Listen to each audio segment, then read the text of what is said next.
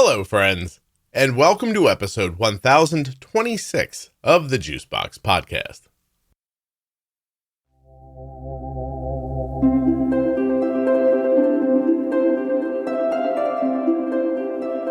On today's episode of the podcast, I'll be speaking with Ellie White. Ellie has something called Wolfram Syndrome. It's an inherited condition that is typically associated with childhood onset insulin-dependent diabetes and progressive optic atrophy. This is an incredibly rare issue, so please don't think, oh my gosh, my kid has diabetes. Like, what's next? This is incredibly rare. Ellie's going to explain it all to us right now. The progression of it from type 1 to vision loss. It's really quite an interesting story. While you're listening, please remember that nothing you hear on the Juicebox Podcast should be considered advice, medical or otherwise. Always consult a physician before making any changes to your healthcare plan or becoming bold with insulin. When you support the Juicebox Podcast by clicking on the advertisers' links, you are helping to keep the show free and plentiful. I am certainly not asking you to buy something that you don't want, but if you're going to buy something or use a device from one of the advertisers, getting your purchases set up through my links is incredibly helpful. So if you have the desire or the need, please consider using Juicebox Podcast links to make your purchases. This episode of the Juicebox Podcast is sponsored by Cozy Earth. I just wore my Cozy Earth joggers and sweatshirt on an airplane to go to Touch by Type 1 last weekend. I was the most comfortable person in the airport, and I slept like a baby on that plane. Didn't wake up hot nor cold. CozyEarth.com. The joggers are just the beginning, but everything is 40% off with the offer code JUICEBOX at checkout. Today's podcast is also sponsored by AG1. I drink AG1 every morning, and you can too. drinkag1.com/juicebox. Just a little bit of AG1 in cold water, and the next thing you know, your day is off to a great start. My name is Ellie White. I am currently 21, but I'll be 22 next month. And I am the co-founder and director of the Ellie White Foundation for Rare Genetic Disorders. And I have a rare genetic disorder called Wolfram Syndrome. We are going to figure all of this out. So first, let me take a look. Ellie, ELLIEWHITE, foundation.org, Correct. right? Yes. Okay, cool. All right. So, Ellie, you have Wolfram Syndrome? Wolfram Syndrome. Yeah, WOLFRAM syndrome. Wolfram, like that. Yeah. Okay, and what the heck is that, and when did you get it? Yes, so it is classified by the FDA as an ultra-rare genetic disorder. I was diagnosed with Wolfram Syndrome when I was 7. So that would have been 2008, 2009. Okay. But I was diagnosed with type 1 diabetes when I was 3.5.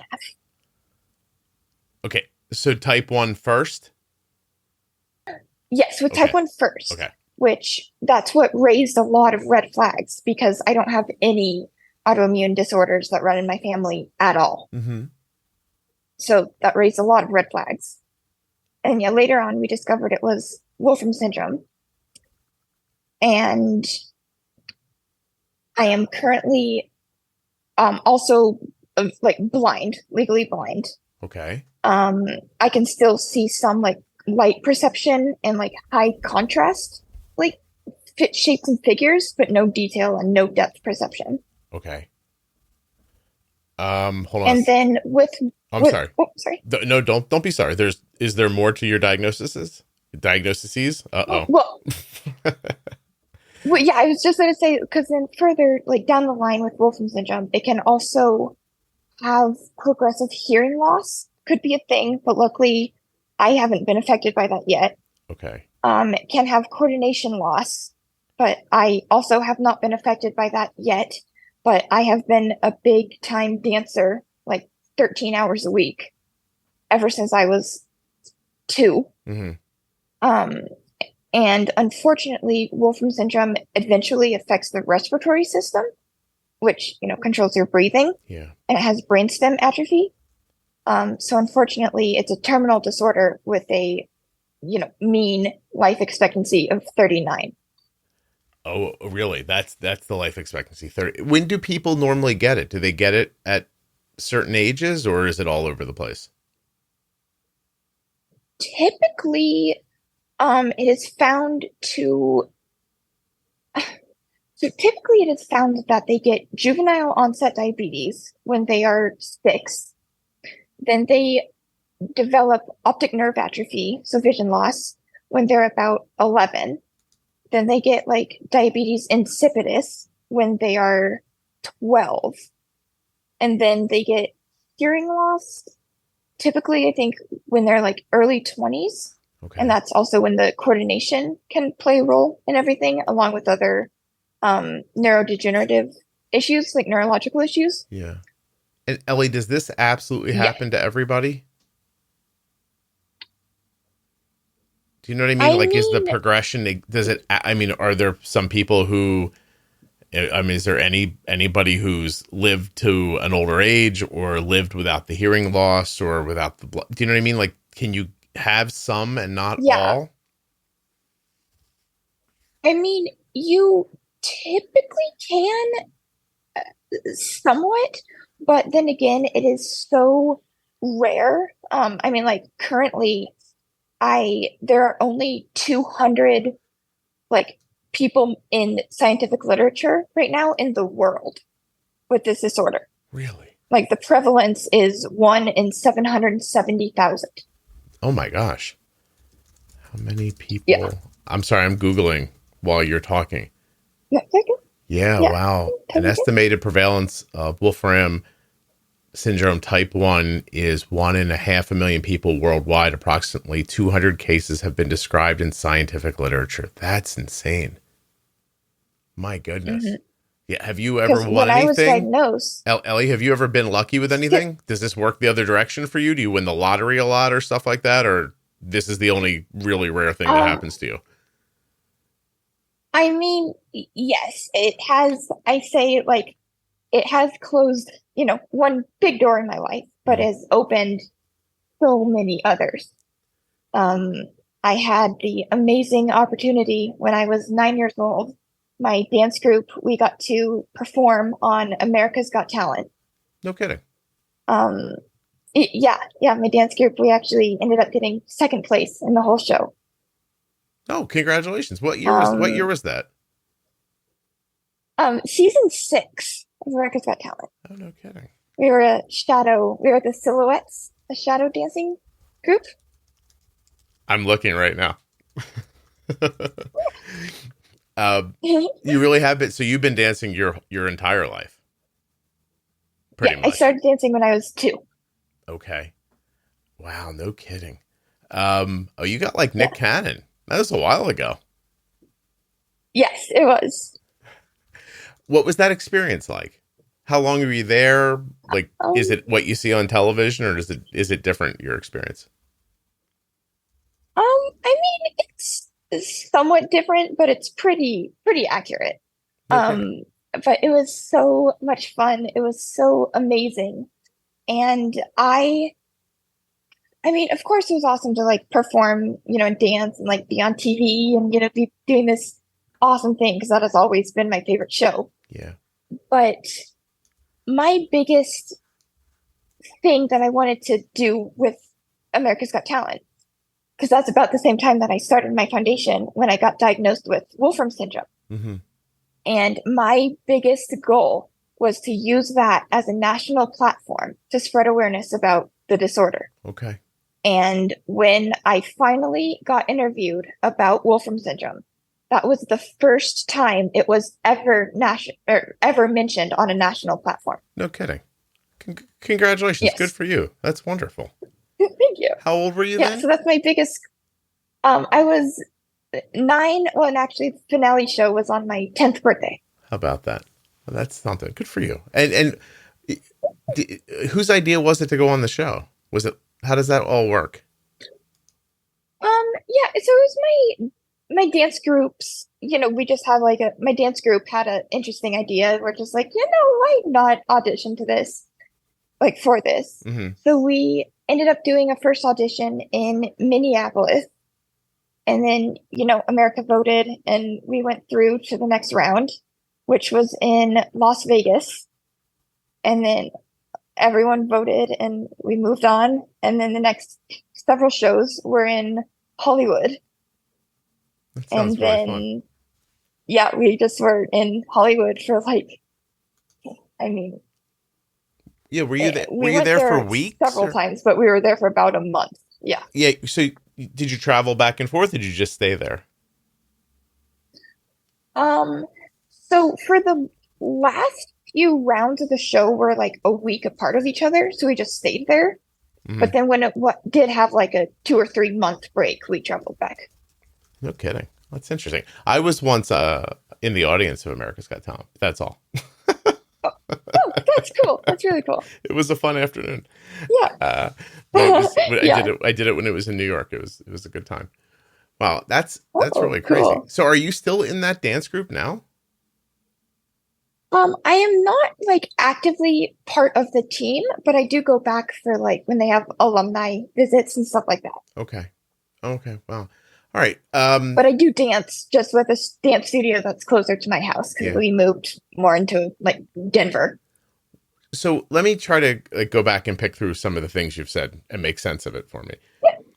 Yeah, definitely. Yeah. So the type 1 and the Wolfram, it's not like you got type 1 and it caused Wolfram. It's that people who have Wolfram develop type 1. Is that right? Right. Yeah. Because Wolfram Syndrome is a genetic disorder. So you are technically born with it. Okay. It's, in your genes. And and then the diabetes comes along because it's a non autoimmune diabetes. Okay. So it's not exactly type 1 diabetes, but pretty much. I'm going to read. Wolfram disorder is an autosomal recessive disorder characterized by diabetes insipidus, childhood onset diabetes mellitus, a gradual loss of vision caused by optic atrophy, deafness, and neurological signs. That all sounds like what you got happening, right? Yes. Yeah. All right. So do you say 3 years old when the diabetes came? Yes, I was 3.5 when I was diagnosed with type 1 diabetes. So then I was on a camping trip with my family, mm-hmm. and we had just finished s'mores. And I just remember hearing stories of that night I was just drinking so much water, wetting the sleeping bag. And, my parents were like, okay, this is not normal. Yeah. But for a couple of years, they just treat you like a type 1, I imagine. Exactly. Yeah. That's all we thought it was until I was 7 and I became colorblind. I used to be able to see colors normally. Okay. And now, for instance, a white piece of paper to me is pink, but I know what it should be. And I know what pink is. It's just, not white like it should be. And then when my vision started, decreasing when I was 8, and it's through optic nerve atrophy, which is not, typical diabetes vision loss. And the vision was not correctable, with the prescription glasses or anything. Mm-hmm. So that also raised some red flags because they're like, what is this? What could be causing this? So when your color perception first starts to go, do you remember the conversation? What were people thinking was happening? We didn't know what to think was happening. But yes, I will never forget sitting in my neuro-ophthalmologist's doctor's office and just for, a normal eye exam. And he gave me the booklet, that has all the colored dots and you're supposed to find the number or follow the line, stuff like that. And I was looking at the booklet. I'm like, you guys are crazy. There's nothing here. And my brother, who is 2 years younger than me, was looking at it. He's like, Ellie, what do you mean? There's obviously a 27. Like in this one, there's obviously an 8. Can't you see it? I'm like, you're crazy. There's nothing there. And so that raised some red flags. Yeah. And then my doctor was like, he's heard of this one disorder, Wolfram Syndrome. He's like, I knew of one patient once who had it but passed away. He's like, don't go home and research it. You know, it's terrible. It's probably not that. He's like, but just in case, let's, do the genetic testing. And wow, they got that. We did it, and sure enough, that's what it was. They got that from an eye exam. That's from my neuro-ophthalmologist. Well, it's impressive from the doctor, honestly. Yeah. So definitely. Yeah. So they couldn't. So from age like 7 or 8, you've had diminished eyesight that you couldn't correct with glasses. Correct. Yeah. Okay. So at 7 and 8, like 8 years old, it started getting bad, but it like wasn't that bad. Like not terribly noticeable, but yeah, it wasn't correctable. Okay. And then it slowly just degenerated from there. And it didn't get like significant until I was probably like, I don't know, I'd say 14, because was like I guess at the time a junior in high school. Mm-hmm. Wow. And then we're like, then it got pretty significant. And once that happens around 14 years old, what's your level of vision at that point?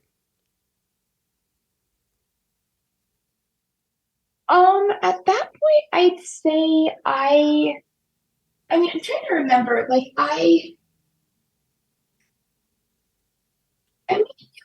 similar to what it is now, just not quite as bad as what it is now. Okay. So like it was still the high color contrast, like shapes and figures, but it was a little bit more detailed, like not exactly. Okay. And then and since it's like optic nerve atrophy, it's like a processing kind of issue. So like if I look at the E on the eye chart, it might be an E at first, and then I look at it longer and I see an L. And then I look at it longer and then I see an F. And I look at it longer and I see an I, something like that, where like I can't exactly understand what I'm looking at. Okay. All right.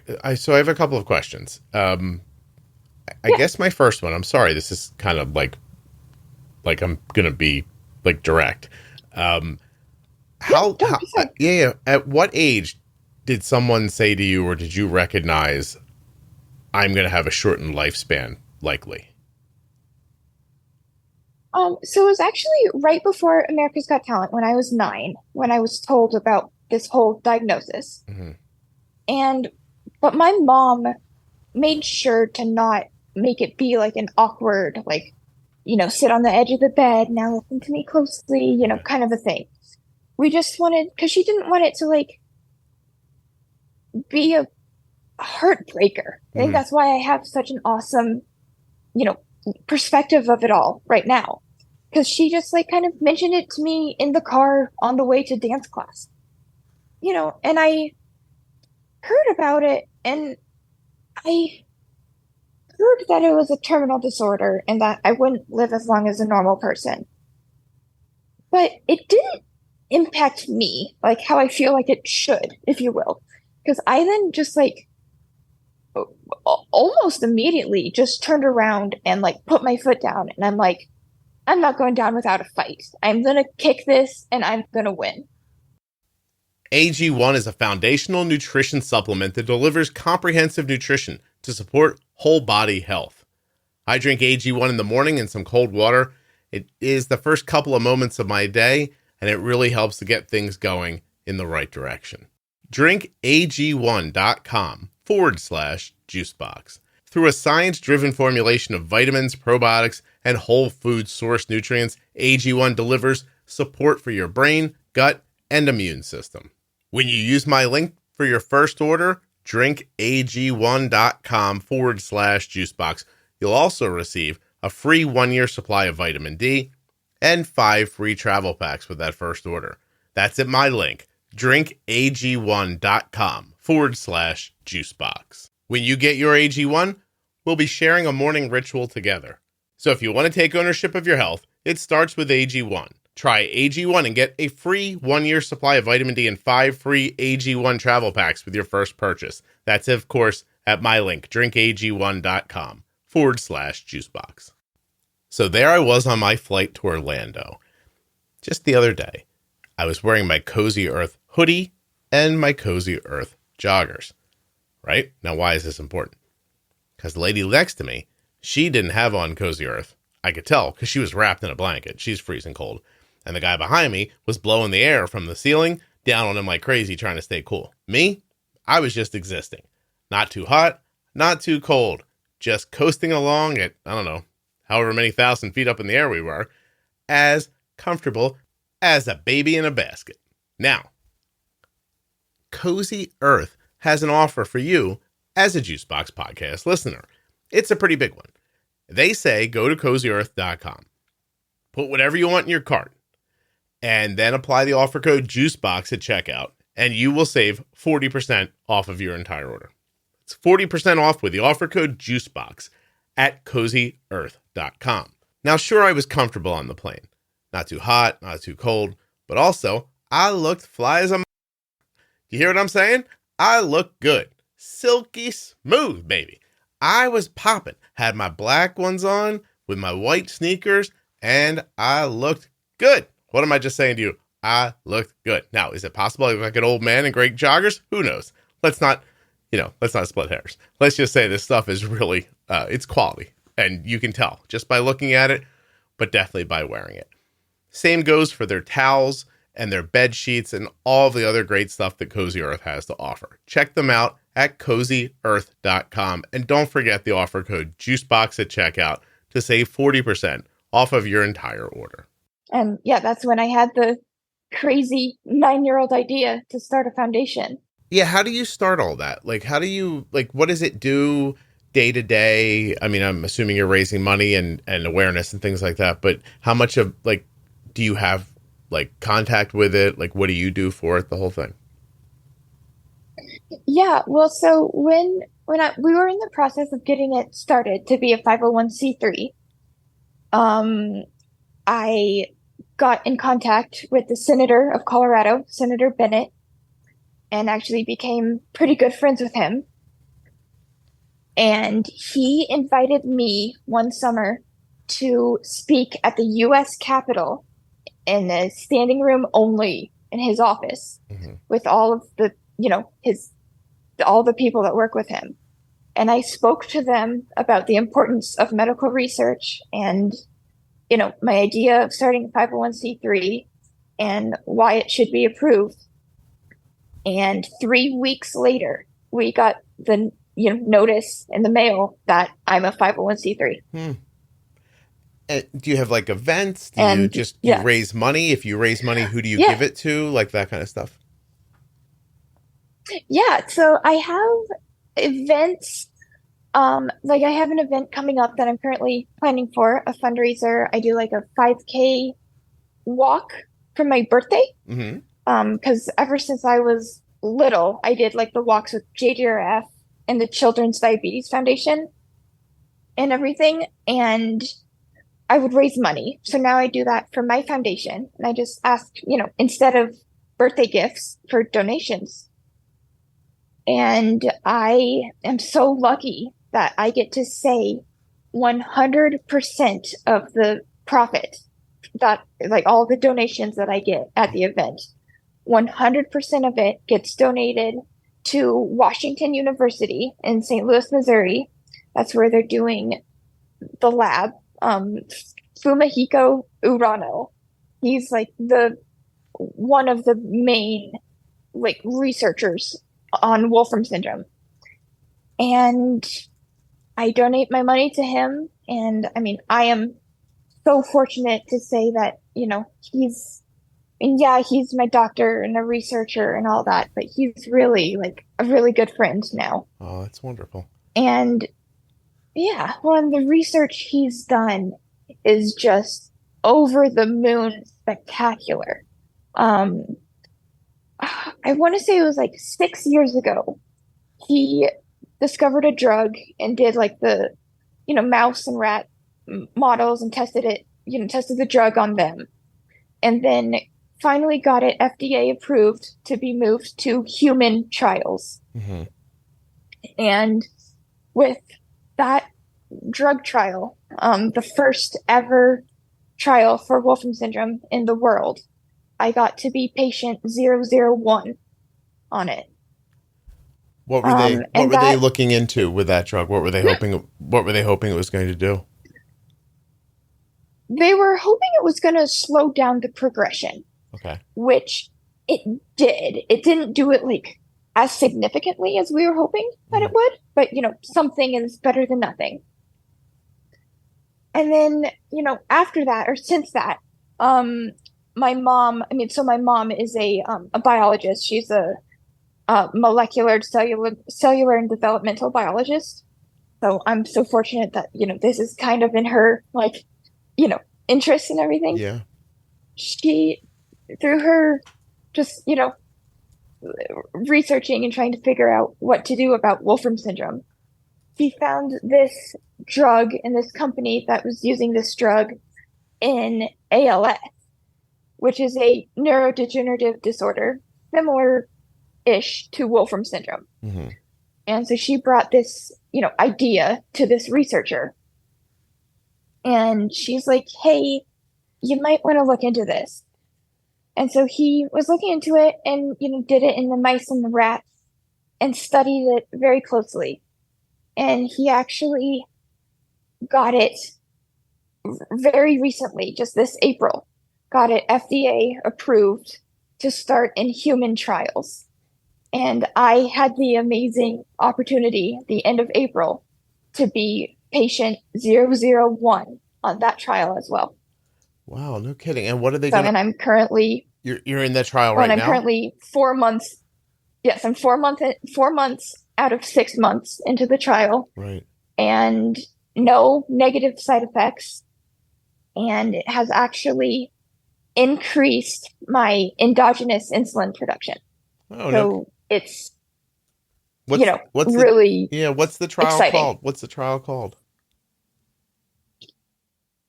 It's called the AMX 0035. Wow. Wolfram syndrome. And and that medication is trying to do what for you? This medication, so obviously it's like increasing the endogenous insulin production, which still is like my C-peptide and like beta cell levels is still way under normal. Mm-hmm. But it is increased, which shows that my body at least has the ability to create more beta cells. Okay. Yeah, because this is huge. Not. Yeah, because this is not an autoimmune issue for you. So your pancreas didn't get abused the way somebody else's with type 1 might. How do you manage your diabetes? Exactly. What do you use? So I usually use the tandem insulin pump. Mm-hmm. But I am recently, just this month, I'm taking a little break from that and doing it just in DI. Okay. Because it's all trial and error with the endogenous insulin production because it's not always the same amount. So it's not exactly calculatable, Does it change, Ellie, does it change like day to day or week to week, or how often do you see it shift? It really shifts day to day. Even more honestly, even like hour to hour based on like my mood. Because I've noticed like if I'm really happy and excited, I tend to like go low at random times. Okay. Or if I'm like angry or upset, I would have a much more drastic like spike in my blood sugar. Jurassic spike? And I never heard anybody say that before. That was funny. But I'm talking like I'll be like flat at 100, and then I would have like I'd give myself like, let's say the normal like 5 units of insulin for a small piece of bread or something like that, or a Hmm. sandwich, where I would expect my sugars to maybe go up to 120. But if I'm irritated or like having you know, a day with higher stress, it will seriously spike me to like 300. But then it's a very temporary spike. And then I drop back down to like where I was without giving myself very much insulin. Oh, do you think your body is helping with it, with the blood sugar, or no? I I do. I do, and that's why like my A1C is, typically like in the lower sevens.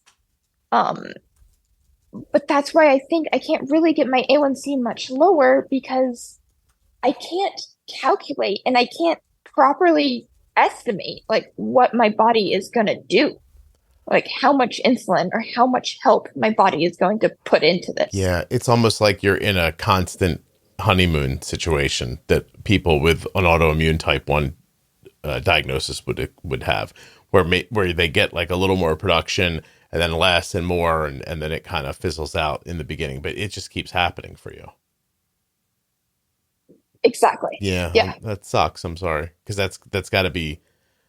Yeah. Yeah, well, listen, you have a good attitude, but like it's still like it makes it a little less knowable, I guess. Exactly. It makes Yeah. it a constant trial and error, like, Do do, experiment. do you wear a CGM? I do. I am currently on the Dexcom G6. Okay, and will you keep wearing that even though you're not going Yeah, to pump for a while? definitely. The Dexcom is just such a lifesaver. Yeah. Yeah. Do you see a lot of lows, or are they more highs that you got?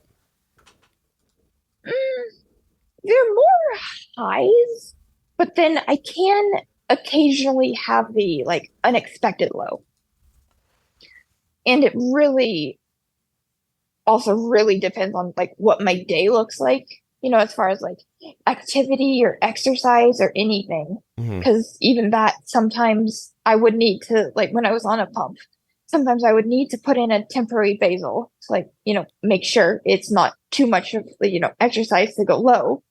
And other times I don't need to put in a temporary basal. Yeah. And yeah. Do you when you stop and think about your health, if somebody were to come up to you and say, I don't know, hey Ellie, what do you got going on? Would you say I have type 1 diabetes? Would you say I have Wolfram? Like, what jumps to the top of your mind when somebody asks you that question? I would say I have a rare disorder called Wolfram Syndrome. And then that, of course, would bring up the question, like, what is that? I've never heard of that. And then I would say it's just a rare, like, unfortunate form of type 1 diabetes with additional symptoms. Okay. And then do you explain that usually? How the whole process happened? Like, do you find yourself compelled to say, I don't have autoimmune type 1, I have type 1 as a result of Wolfram, even though we saw the type 1 first, it's that's how Wolfram progresses. Like, do you go through all that, or do you not care what they think about the diabetes? Yeah, I mean, I usually don't, but if they're like, it really depends on their interest. Like, if they seem interested in it and if they ask, then I'm, more than happy to share. Like, I'm an open book. Hmm. But yeah, no, I don't typically just jump to that. Okay. Do you know any other But it is people? really Oh, cool go. because I'm I sorry. am, oh, sorry. No, I'm sorry. Go ahead. It was, oh, I was just going to say it's really cool because I am greatly passionate about public speaking. Hmm. So I, travel with my foundation and I speak at all of my events.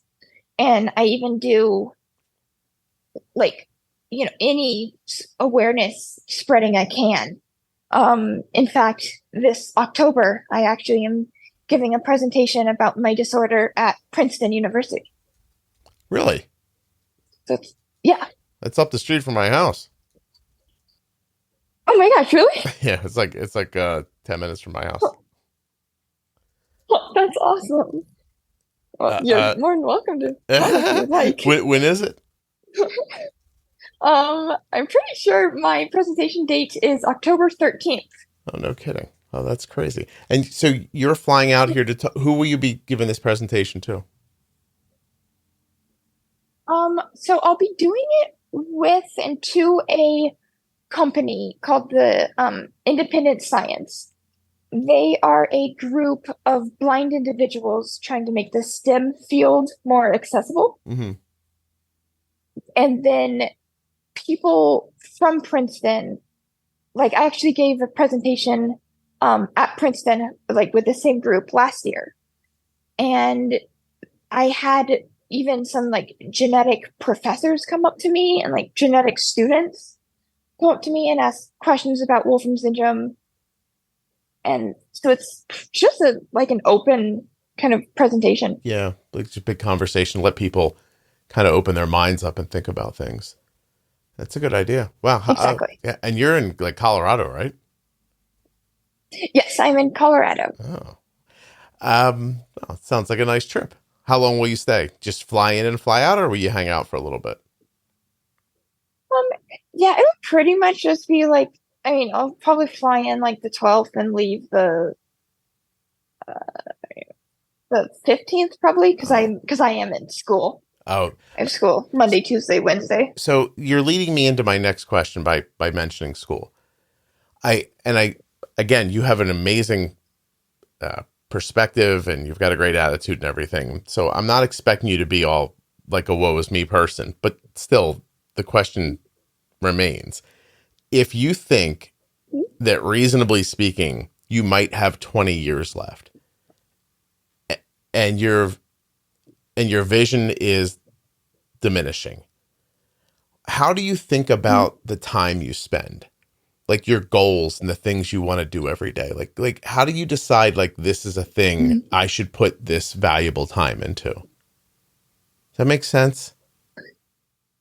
Yeah, absolutely. And I am huge about just living life to the fullest while you can. Mm-hmm. I don't let anything slow me down. I mean, for instance, this time last year, and I'm hoping to do it again at the beginning of October this year, I went skydiving.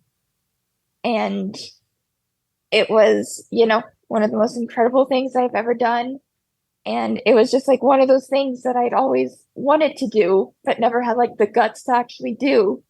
And I finally sat down with a friend actually from New York who also has Wolfram syndrome. And we just sat down and we're like, let's do it. Oh, cool. Like for real. Out of an airplane outside. Is it like crazy exhilarating? Is it scary? How did you find it when you were looking out the door of the plane? It was just the most incredible thing I have ever. I mean, it scares me how much it didn't scare me. I got the whole fall, everything was on video. And you can just see I had a smile ear to ear the entire fall. Yeah. And I'll never forget standing at the door of the airplane wide open with the tandem instructor strapped to my back. And he goes, Ellie, are you ready? And I'm like, let's do this. He goes, 3, 2, 1, go. And we just fall out of the plane. And that was like the most amazing moment ever. What do you think you liked about it? Is it the freedom? Is it letting go? Do you have any thoughts about why it was valuable for you? It was just like letting go and like a confidence boost. Because like as I was free falling, the only thing going through my head was nothing stands in my way. I can do anything. Yeah, that's really and cool. I strongly believe that in every single thing I always do is just do it with confidence and that don't let anything stand in your way. Live life to the fullest. Well, that's really wonderful. Look at you. You're doing great stuff. Thank you. Yeah. And so what are you in school? What are you in school for? Yeah, so I am currently getting my bachelor's in social work. And I'm hoping eventually to get my master's in social work with a minor in music. It's crazy. How do you read? Do you do text to voice? Do you know Braille? How do you handle that? So I typically use a screen reader on like my phone and my laptop. Mm-hmm. Um, I do know I do know Braille, but I can only read it at like a first grade reading level. Mm-hmm. So I'm a really slow reader. But I can if I need to. But the screen reading is really helpful, I would imagine. Definitely. Yeah. Yeah, because otherwise because before I knew how to use those tools, like when I was in high school, I didn't know how to use those tools. Okay. So I would have my amazing, amazing mom and wonderful brother help read my textbooks and read my assignments to me. Oh, wow. Well, that's really nice. Yeah. Yeah. It's very, very nice. Yeah. No one wants to do their own homework. Now they're helping you with yours. I find that really kind. I guess that's because I've helped children. Yeah. I've helped my kids with their homework. It's not a lot of fun. So, that's crazy. Well, definitely. That's really, I mean, Ellie, I'm sure you hear this from people all the time, but that's an astounding perspective and a way to attack this, because it would be easy to just sit around, but I would imagine it would also be boring. And, I applaud what you're doing, getting your education like that. Do you have goals with the education? What would you like to do with it? Yeah, well, so down the road, I am hoping to go into a field kind of with music therapy.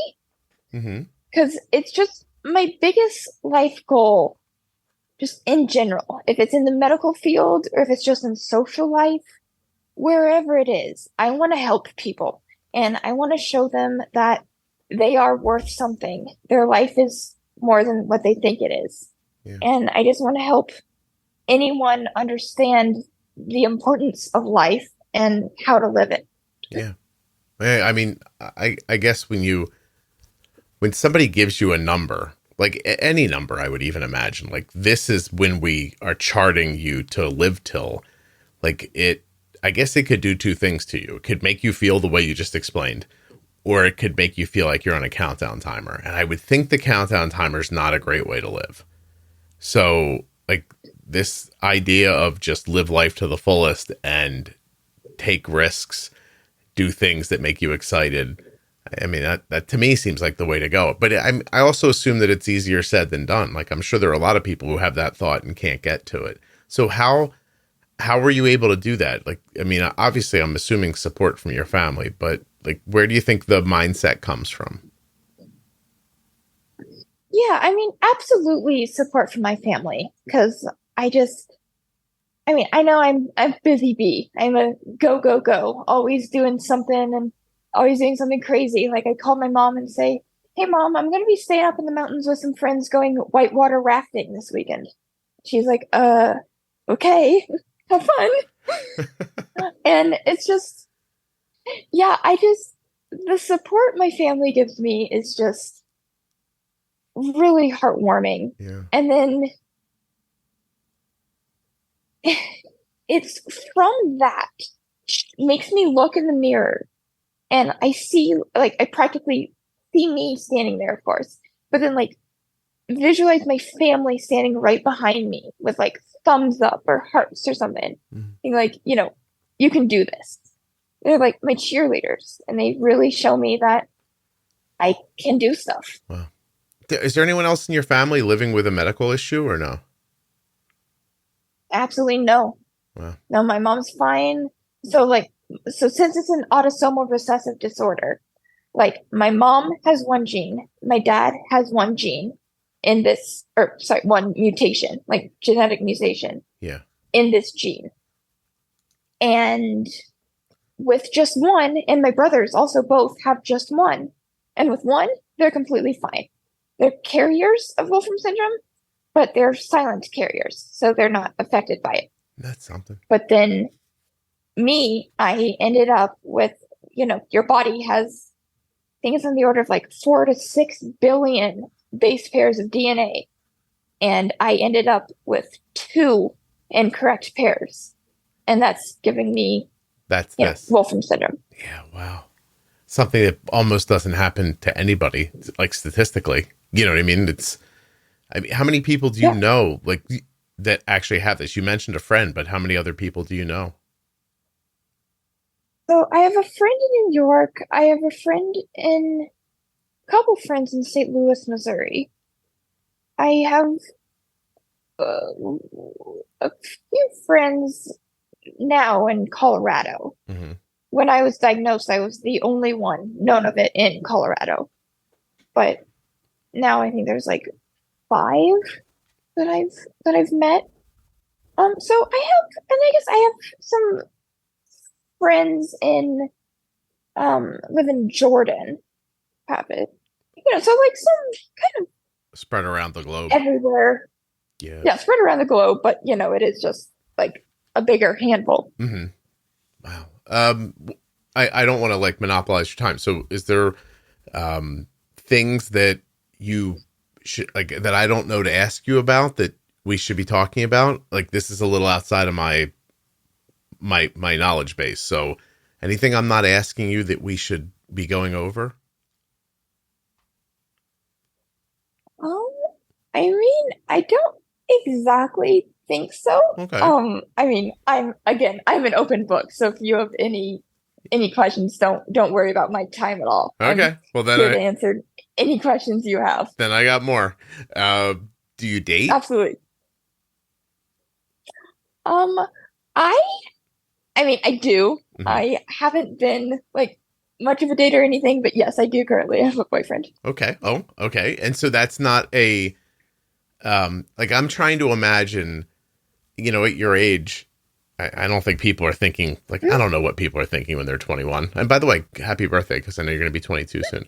But like, like, thank you. Yeah, no, of course. But I just wasn't sure how, like, with your vision and your prognosis, I wasn't sure how that goes. Do you know what I mean? Like, is that something? Yeah, no, I can definitely see it being a hurdle for some people, or something like that. Yeah. And this man, I met him at a like blind center that I went to. Like pretty much learned how to be a proper blind person. Learned how to use a cane. I learned how to read Braille. I learned how to use the screen reader. Mm-hmm. And I met this gentleman. So, very nice. Yeah, so he's also visually impaired for a different reason, of course. But yeah. So when you're visually impaired, like if I asked a 22-year-old person, another 22-year-old person, like, what are you into? They might say things to me like, I love this kind of music, or I like Marvel movies, or I like to go to this. But like, what are the things you like to do? I say I like to do crazy things. Like, I love to dance, even still to this day. I'm a big dancer. I like to scuba dive. I love scuba diving. Mm-hmm. I like to whitewater raft. I like to hike. I like to spend time outside. And I like to inspire other people. Yeah. I guess you're not scrolling Instagram. No. What is Instagram, by the way? Well, when you're using a screen reader, like, what does an app, like a social media app, sound like? For the most part, like, it reads me the text that's like showing, mm-hmm. and then if there's a picture, it would say image, maybe 2 people, hugging each other, or Oh, it does do that. It would try to like describe. Tries to do that. It doesn't for say. For the most part, sometimes. Yeah, I mean, sometimes it depends if like that like website or app is made accessibly. I see. Because sometimes I might just scroll through and it would just say image, and then that's it. Yeah, that's it. It doesn't but then other times it would say image and try to describe it. It doesn't make judgments. It doesn't go, here's another person trying to be an Instagram influencer. Stuff like that. No. What kind of is music a big part of your life?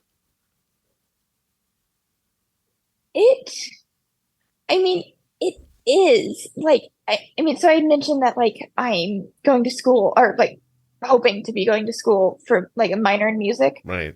And I am a big time piano player. Okay. Like, I love playing the piano. I love listening to the piano. It's just such a good way to like just meditate and think about yourself, think about how you're doing, think about how your day was and like release your stress. And it puts me, I mean, literally in a completely different world. Mm-hmm. Like, I mean, I have a 12-year-old brother, so he might be playing with his friends, yelling and screaming all over the house, being a goofy 12-year-old.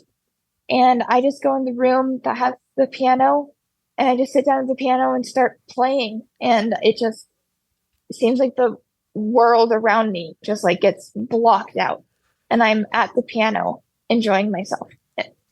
Ellie, if I'm wrong about this, you'll correct me, okay? Please. But I'm starting to feel like after talking to you for a while and like listening to, kind of how you think about a lot of things, the one thing that keeps striking me is that you don't wait for the world to interact with you. And I'm sure that's something to do with your visual deficit. But at the same time, like you do things that you are intersecting with, that you're going and finding, almost like you're attacking it or putting yourself into it, into nature, into jumping, into the rafting. Like instead of where other people your age might be waiting for a movie to, a thing, or Netflix to impact them and give them something to do, or to scroll through Instagram to give them something to do. Like you're not waiting for something to come to you because the world is so like visual right now, digital, right? Like, so all those things, they don't matter to you. So you have to go find the things about the world that are tactile that you can really actually intersect with. Am I right about that? Yeah, pretty much. I mean, it's not exactly because like, oh, I can't like do social media or anything like that. It's more, I feel that there's so many more important things in life and experiences that need to be done that I know they're not just going to come to me if I sit on the couch. Like, I'm not just going to have, a friend walk up to me and say, hey, do you want to go rafting today? Yeah. Something like that. Yeah. And I know that if I don't put myself in these opportunities and at least don't show an effort towards doing something, that these opportunities are going to come. Yeah, life doesn't just get handed to you how you want it. You have to carve your own pathway in the world and live life. That's pretty great. Good for you. I'm just trying to like, I'm doing my best to put myself in your position, which is not possible. I'm just trying to listen to what you're saying and try to imagine how it would make me feel. I keep having this overwhelming sense that I wouldn't want to waste any time. Like that would strike me, but I don't know. Like, I'm sure you have normal days like everybody else where you're like, I'm just going to sit here and listen to the rain. But still, it's just kind of how it feels. I had another question. I had asked about the dating. Do you cook for yourself? And do you live? Yes, I do. Where do you live too? I currently live with my mom and my two younger brothers at home. But I do plan in the future, like once I get, school a bit more under my belt and everything, to like live on my own. And yes, I love cooking. I love just seeing what I can make and what I can do with food. Yeah. How do you count carbs when you're like, is it like, I mean, can you read a package? No, right? So like for carbs on a package are difficult.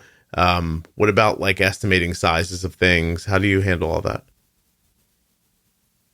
Yeah. So, I mean, as far as like, let's say measuring for cooking food, like measuring the flour to make bread or whatever, I luckily have enough like cooking experience to know that like the 1 cup is the largest in the, measuring cup set. And like, the 1/4 cup is the smallest one and it goes up from there and stuff like that. And then if it's a very like general product, let's say like I'm making a box of mac and cheese or something, Mm-hmm. then I would kind of, uh, if I want to get an exact carb count, then I would like look it up online and just say, okay, I'm making, let's just say Kraft American like mac and cheese. Then I would look it up online and look up the nutrition facts and figure out how many carbs it is. Okay. But then I feel with having diabetes now for 18 years, I feel like I have a pretty good sense of like What stuff what is. has how many carbs, and like what I should dose for it. Yeah. What are your goals for your diabetes? Like, where are you trying to keep your range, and where do you like your A1C, that kind of stuff? I mean, so currently, like my Dexcom range is in between 70 and 160. Mm-hmm. Of course, I would prefer it to be, lower. But again, with my weird endogenous insulin, it's really challenging to keep it as constant as I want it to be. Yeah. And like I would hope like my A1C currently is 7.4. I would definitely hope for it to be like, more down in the sixes or something. Mm-hmm. But me and my endocrinologist were like, it is 7.4. It could be worse. So we just, try to bring it down, but we don't do anything too drastic. Like, okay, for next visit, let's shoot for a 6.2 or anything like that. Yeah. You just try to make like little adjustments that help you. Exactly. Yeah. Okay. Do you have thoughts about having children? I do. I really want to be a mom. Yeah. I mean, of course, there's the thought that I just need to like make sure that I like, with the person that I end up marrying in the long run. Mm-hmm. And want to have children with, I need to figure out how I'm going to make sure that they're not a carrier of Wolfram syndrome. Yeah, you're going to make sure they're going to send them to a test is what you're going to do. Yeah, you're going to be like, right. Yeah, go give. Exactly. Yeah. Right. Right, because it's like, just in case. It's the first thing that popped into my head, Ellie. I was like, first you're going to have to test them for that gene. And, yeah, I mean, that makes sense. Listen, can you imagine if you met a person and you were like, this is the person I'm going to marry and have kids with, and they have this too? That would be just, I don't even know how to like calculate the odds of that. That would be terribly unlikely, but still. Yeah, right. Yeah. I think checking's still important, but I'll tell you what, if that happens, please call me, because I'm going to be like, get the hell out of here. So, are you, do you have any like a bad streak in you? Like, do you break the rules? Do you ever think about robbing a bank? Like, if I thought I might only live till I was 40, I might try robbing a bank or something. You know what I mean? Like, what are your things where you're like, you know what I'm going to do? Yeah, no, I don't. No. I don't have a bad or like a feisty streak or anything. I don't know. I just think, because like with that, I just think there's so many better things that could be done. And I just prefer doing things that make other people happy is what makes me happy. Okay. No, you're a really nice person. I don't care about, like, let's say robbing a bank to get me more money so I'm happy. Oh, I don't even need the money. I just want the fun, Ellie. Like, I want you roll it in there. You know what I mean? Like, just, can you imagine? Like, think about it for a second. Honestly, right. But it's like, honestly, instead of, doing something like that, it's just, like the feisty fun of anything. Jump out of a plane. I honestly think I would want to, jump out of a plane. Yeah. And experience it for the confidence. Or I'd rather, like, sit at the children's hospital with all these sick kids and read them a book or play Legos with them. Yeah. Like, that would make me happier. Yeah, you have a different view of the world. Like, you really do. So, I think it's, you're well. Yeah, I like it. It's really, it's wonderful, actually. What was you just made me think of something. Where'd it go in my head? Oh, did you lose your vision before you could learn to drive? Yes. Yes, I did. Oh. Yeah, and honestly, I am thankful that I didn't learn how to drive because it seems terrifying and dangerous. I mean, and super expensive.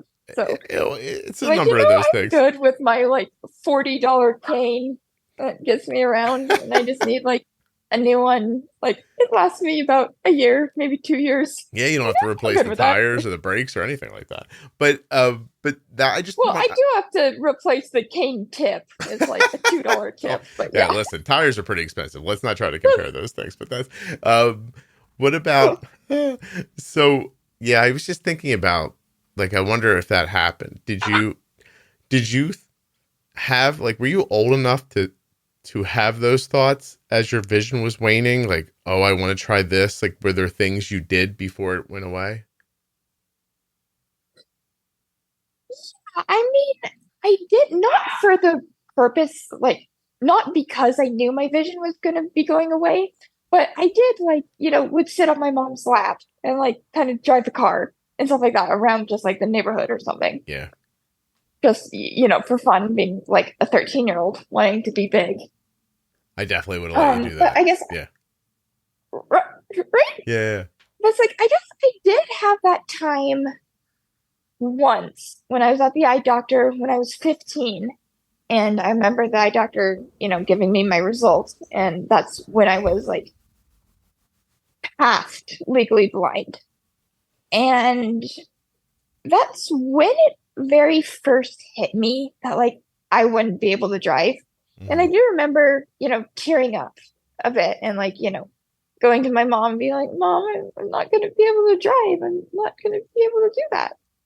But honestly, that blew over pretty quickly because I didn't exactly mind it that much. And then especially when I, got training how to use a cane and how to use public transportation and everything, I'm realizing like I don't need to drive and it seems really scary. Yeah. Well, I don't know. Again, do you have any idea like why is your brother this nice, or is this like something specific to your experience? Like you're you're like a very kind person. So I'm trying to figure out if you're like I've tried really hard to find out if you're like hiding something from me, or if you know what I mean, you're out there like setting fires in the woods. Like, is this Canadian Fire? Did you do this? Was this not you? No.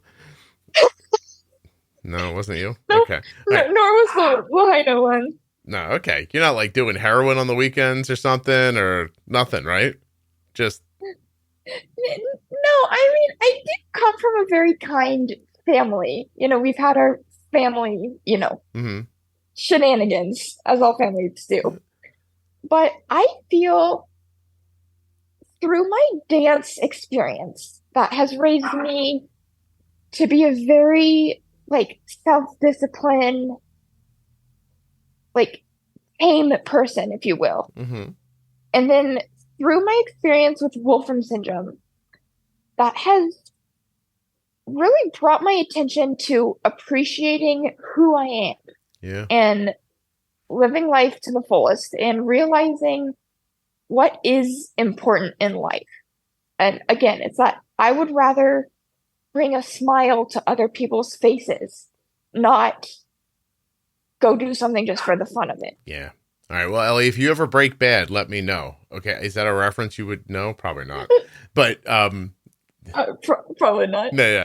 But definitely. Yeah, if it ever goes the wrong way, like throw me an email. Be like, Scott, you'll never believe what I'm doing. I'm smuggling illegal animals over the border into Canada. And it's exhilarating, and I had to tell you about it. Like anything, just please. I want to know. Okay. Things get upside down. I start seeing you on the news. They're like, oh, she ripped off another convenience store. That's really impressive. Like, because you can't see well already. Like, you know what I mean? Like your blood sugar get low while you're doing it. It would be a big undertaking to give it a shot. Anyway, so I don't have any other questions for you. I'm sorry. I'm just like you're really just a very nice person who got a really deal. So I'm always.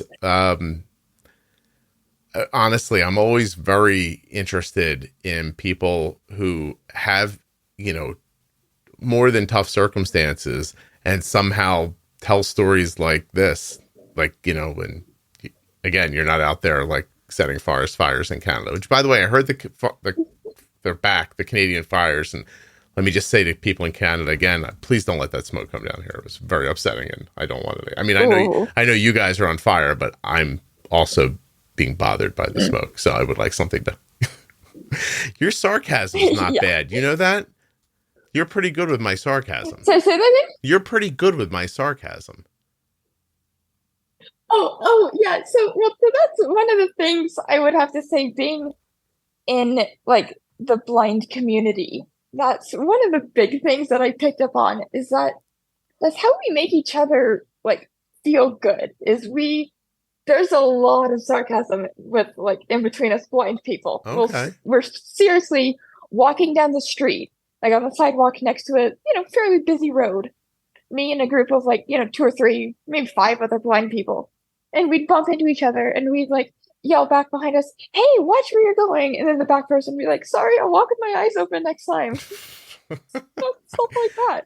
I've been wanting to make a joke about you robbing the bank holding a banana for a while, but like I wasn't sure. But now I realize you would have found that funny. You would have been like, "Yeah, that's hilarious." So... Totally, yeah. Yeah, it's like I don't know. I mean, well, even that is another thing. It's like I don't let silly things like that. Like, I'm not a very sensitive person. Yeah. Like, if someone's like, because I've heard of people being like, well, I'll see you later, and then they're like, well, I won't see you later, but I'll hear you later. I'm like, just say I'll see you later. Like, I get what you mean. Just things like that. It's like, yes, we throw punches at each other, and it's awesome. That's amazing. I have a really dumb question I'm going to end with, okay? Yeah. How do you know when to stop wiping? Huh. Oh, that's really interesting. Right? I mean, I haven't necessarily thought of that before. Obviously, you're doing a good job. I mean, I assume. But how do you, like, I mean, you don't sneak a peek, so how do you know? All right, get back to me. I see you don't have do you have a process? Really sit here and think about wiping your butt for a second. Do you have a process? Are you like 3 wipes? Do you go back in, like, I don't know, do you have a bidet? Do you ever think about getting a bidet? I mean, my mom has a bidet in her like, master bathroom. So like, I have access to one if I so desire. I don't know. That was the silliest question I could think to ask you. I'm sorry. So, anyway. Sorry. Ellie, I'll just send you a random text one day and be like, "Hey, so that question you asked me, I got an answer." It's 4 wipes. That's how I know. Apparently, I've got a number. How did you end up on here? Somebody reached out to me and told me to reach out to you, but I don't remember how it happened. Do you?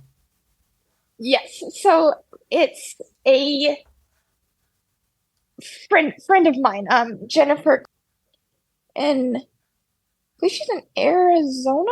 Okay. Her son actually also has Wolfram Syndrome. I see. And she saw I had the amazing opportunity the beginning of this year. The Colorado channel of PBS heard my story and actually did a short documentary segment about me and my story and my life. And she saw that and I think reached out to you and got me connected to you. I appreciate when people do stuff like that.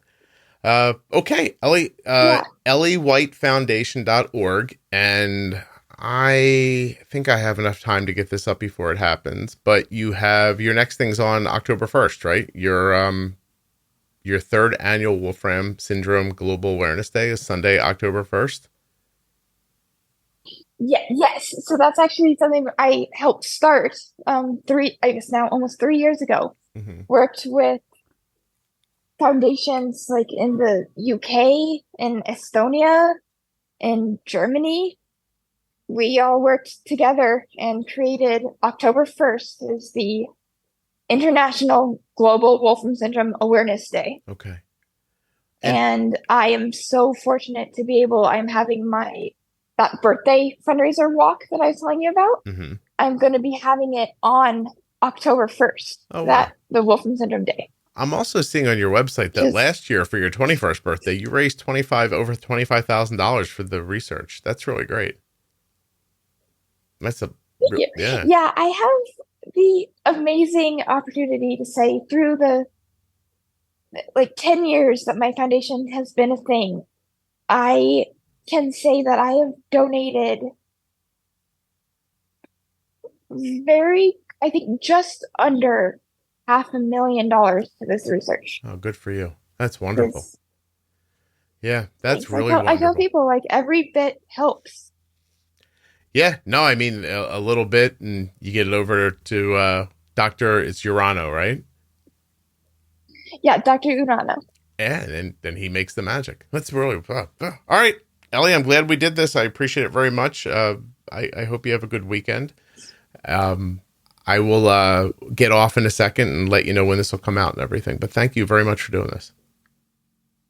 Yes, please. Thank you so much for your support and your interest. I really love doing this, and yeah, I've been super, super excited about getting to talk to you, and did it go? Can't wait to get the word out about everything. Did it go okay for you? Were you having a good time? Absolutely. Oh, you can lie. Yeah, if you're gonna lie, you should definitely lie in that big voice where you're like, yeah, 100%, I love this whole thing. So no, but no, really, I made you laugh a couple of times and it made me happy. So pretty good. Hold on one second for me.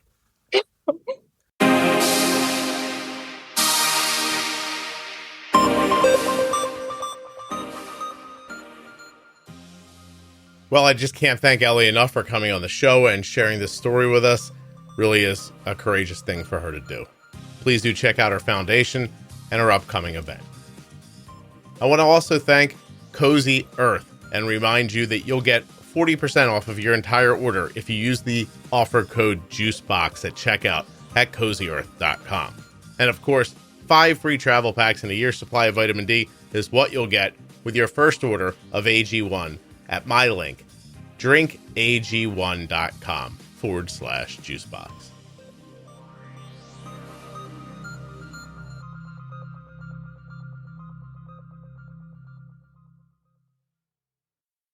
If you're living with diabetes or are the caregiver of someone who is, and you're looking for an online community of supportive people who understand, check out the Juicebox Podcast private Facebook group, Juicebox Podcast, Type 1 Diabetes. There are over 41,000 active members, and we add 300 new members every week. There is a conversation happening right now that would interest you, inform you, or give you the opportunity to share something that you've learned. Juicebox Podcast, Type 1 Diabetes on Facebook. And it's not just for Type 1s. Any kind of diabetes, any way you're connected to it, you are invited to join this absolutely free and welcoming community. Thank you so much for listening. I'll be back soon with another episode of the Juicebox Podcast.